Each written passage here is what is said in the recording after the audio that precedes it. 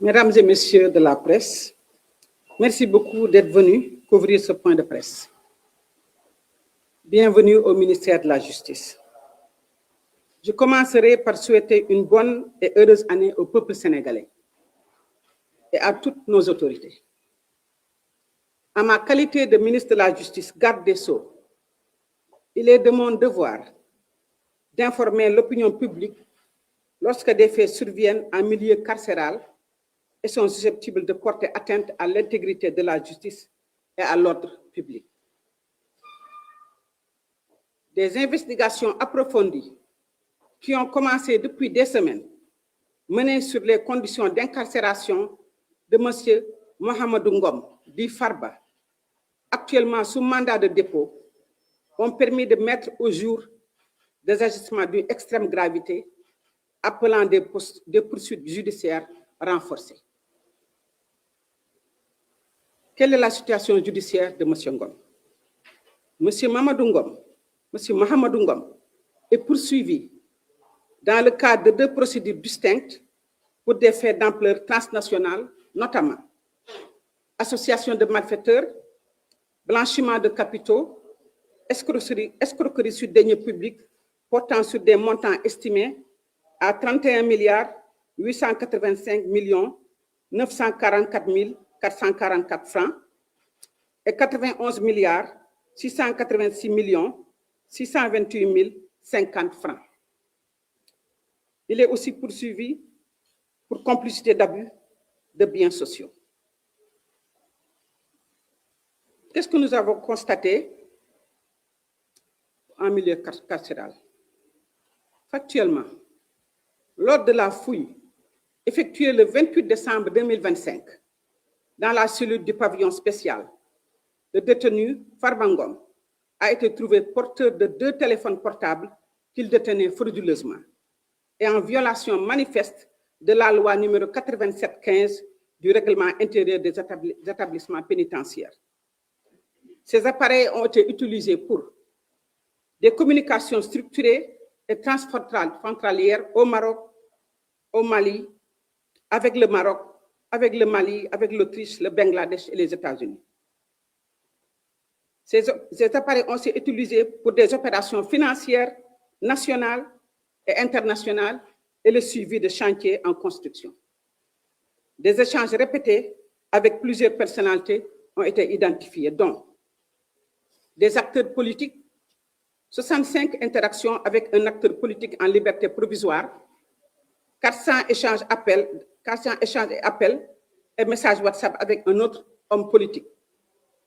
avec ses avocats, dont 3 anciens ministres, avec 259 minutes de communication avec l'une d'entre eux. Il y a eu aussi des échanges avec des journalistes et hommes des médias. Il a entretenu 275 interactions téléphoniques et messages avec une journaliste patronne de presse bien connue, 60 interactions avec un journaliste de presse en litige, 60 interactions avec un journaliste de presse en ligne, 158 échanges avec un directeur de publication d'un journal, de groupe de presse bien connu aussi. Ces appareils ont aussi utilisé pour la réception et la diffusion de procès-verbaux judiciaires confidentiels d'un co-détenu sur 2 dossiers. Ces appareils ont été utilisés pour la réception et le partage de contenus à caractère pornographique, y compris un partage avec un de ses avocats. Des échanges relatifs à des manœuvres et complots à caractère politique susceptibles de troubler l'ordre public. Sur les faits impliquant les avocats, le bataillon sera bien sûr saisi. Pour ce qui concerne l'état de santé de M. Ngom, contrairement aux allégations relayées dans certains médias faisant état d'une incompatibilité sanitaire avec la détention, les éléments objectifs relèvent une activité soutenue et constante, incluant des communications multiples, coordination de flux financiers et stratégies diverses. Toute évaluation médicale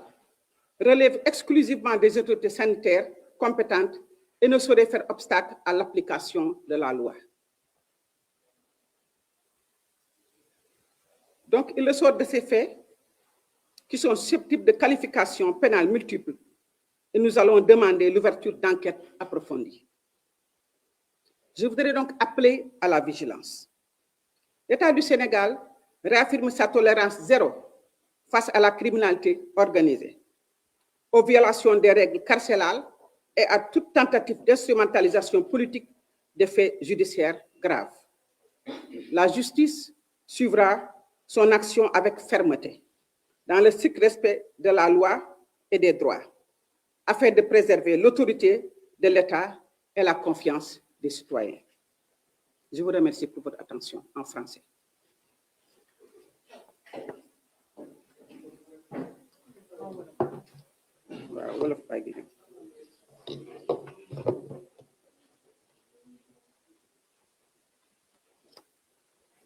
waaw kon journaliste yi ñu ngi leen di nuyu yéen ñëpp di leen gërëm ci teewaay bi di tàmbali di nuyu sénégalais yëpp di leen di wax déwénati di ñaanal ñëpp atu jàmm ak salaam wér gu yaram ak tawféex di ko ñaanal tam suñu kilifa yi ci réew mi yëpp tey nag dama ñëwoon ci sama taxawaayu ministre de la justice garde des sceaux di yëgal sénégalais yëpp li nga xam ne yi moo fi xew ci mbirum ci lieu de détention yi muy prison yi te xam ne dafa doon loo xam ne lii lu doy waar la te dafa laaj yoon taxaw ci pour li nga xam ne mooy taxawaayu milieu carcéral c'est-à-dire nit ko xam ne kii dafa nekk ci loxo yoon mu topp ko dafa am ay gëstu yu ñu doon def fan yu yëpp depuis ay semaines di xool ki ñuy wax Mouhamadou Ngom ñu koy woyee Farba nekk ci mandat de dépôt yoon téye ko teg ko loxo ñu xool nag ni dafa amoon ay jëf yoo xam ne yi ak ay taxawaay yu mu doon am ci jonkonteeg ñeneen te loolu dafa laaj yoon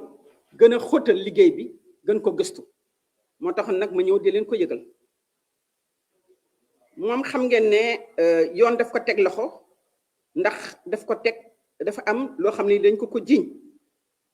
muy li ñuy wax association de malfaiteurs c'est-à-dire que di ànd ak di liggéey ak ñoo xam ne ñii du nit ñoo xam ne ñii dañu nitu yoon wala dañu jubadi blanchiment de capitaux mooy jël xaalis di ko jël di ko soppaliwaat ci beneen anam wala di ko yore di ko ci yoon boo xam ne anam yoo xam ne du yoon awul yoon ñu boole ko tamit ci escroquerie lu ëpp fanweeri milliards ak benn jóge na sax fanweeri milliards ak ñaar ak lu ëpp juróom-ñeent fukki 91 juróom-ñeent fukk ak benn milliard ak lu tegu li ñu seet nag li ñu gis nag bi ñu demee di seet cellule am ñu def ko ñaar fukki fan ak juróom-ñeent ci décembre 2025 moo ne dañ fekk moom mu yore ñaari téléphone portable te loolu dañu koy tere koo xam ne kii yoon dafa teg loxo kooku violation loi bi nga xam ne mooy tënk képp koo xam ne kii yoon dafa la teg loxo nga nekk ci établissement pénitentiaire loi boobu di loi 87-15 règlement bi nga xam ne moo tëgg administration pénitentiaire appareil yooyu nag bi ñu ko gëstoo seet ko xool ko dañ ci gis ni moom mi ngi nekk ci ay waxtaan ak ay échange ak ay jokkonteeg ay nit yu nekk bitim réew Maroc Mali Autriche Bangladesh États-Unis mi ngi nekk tamit ci mbirum lijjanti xaalis soppan yénnee xaalis ci biir Sénégal ak sax bitim réew ba sax mi ngi nekk ci am na ay chantier yu muy tabax mi ngi koy topp mi ngi topp daal ay activité mi ngi tamit di waxtaan ak ci téléphone yooyu ak ay nit ñu bare ay kilifa yu bare ci réew mi ñi nga xam ne ñi dañu nekk ci mbir ci langue politique am na ci ñu waxal lu bare am na ci koo xam ne kii ni wax na ak moom ñeent fukki yoon ci ñeenti téeméeri yoon ci ay wax ay appel WhatsApp ak ay échange ak ay waxtaan yu ñuy def waxtaan tam ak ay avocat lu bare ci xam ngeen ne am na ñetti avocat yoo xam ne ay ministre la ñu woon am na ci kenn koo xam ne sax wax naa ak moom lu bare ay minutes yu bare ay waxtu sax yu bare ci loolu ku jigéen moom tamit wax naa ak ay journalistes yu bare am na ci ñoo xam ne ñii wax na ci ak ñoom ay waxtu ci lu jóge ci période boobu ñu ko doon mu yore woon téléphone yi loolu nag seetlu nañ tamit ni bi ñu xoolee téléphone yi gis na ni bare na ay bataaxal yoo xam ne yii mi ngi ko doon partagé boole na ci sax loo xam ne lii ci attee benn nit boo xam ne bii mi ngi ci loxo yoon mi ngi woon ci loxo yoon wala mi ngi ci loxo yoon ñu téye woon ko procès verbal bi c'est-à-dire PV yi nga xam ne yi kenn waru ci teg loxo moom ñi ngi ko doon yénnee mi ngi ko doon jot mi ngi ko doon yore di ko yore di ko jàng di ko yore di ko échanger ak ñeneen leneen li mooy ci wax dëgg yàlla ñu baal ma ak mais fekk nañ fa tamit ay vidéo yoo xam ne yi vidéo yu ñaaw la ci waruñu ko di yore ci biir prison ba tànk di ko sax partage ak avocat loolu nag am na lu ci topp loo xam ne ñun jàpp nañ ni tamit ay waxtaanu politique la ay complot politique dégg nga yoo xam ne ñu ni dafa nekk ci loo xam ne dafa mën a yëngal Sénégal wala yëngal réew mi loolu nag ba ko xoolee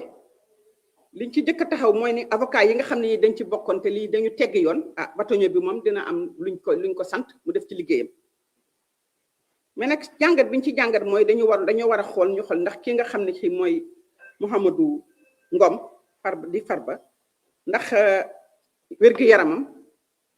bi ñu naan yaramam neexul ndax loolu lii ñu gis ku feebar mën na ko def ndaxte mi ngi nekkoon ci ay activités yoo xam ne yii ni yu continue la yu soutenu yoo xam ne yii ni xelam ak kàttanam ak xalaatam yépp daf ko ci defoon booleeg mbirum xaalis booleeg mbirum waxtaanu politique booleeg mbirum waxtaanu leneen ak yeneen yu mu doon organiser fi mu nekk ci prison kon ñuy wax ni képp koo xam ne kii yoon daf la teg loxo tamit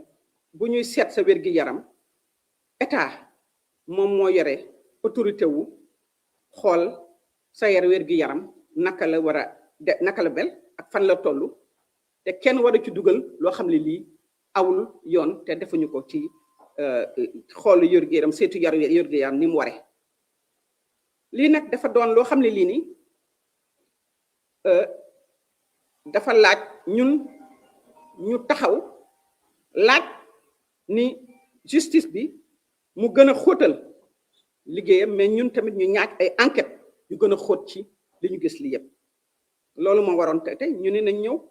yëgal opinion bi que ni dinañu gën a xóotal enquête yi ci li jëm ci lii yëpp parce que am na lu bare loo xam ne certainement kenn gis ko li nag jàngat bi mooy li ma ci bëgg jàngat mooy ni Sénégal tey fi mu toll nii dootuñu nangooti di yenn yi di fi am ci réew mi ñëpp ñoo yem loi bi dafay appliqué wu ci ñëpp kenn warul xalaat ni war nga mën a nekk di def loo xam ne lii dañ koy tere loo xam ne lii crime la muy ci biir réew mi wala bitim réew mu jëm ci xaalis wala ci leneen te jàpp ni wala ci politique wala leneen te tegul ci yoon nga jàpp ni war nañ la mën a bàyyi nga def loo ne neex ñëpp la loi yemale te justice dina def li ko war def liggéeyam ci yoon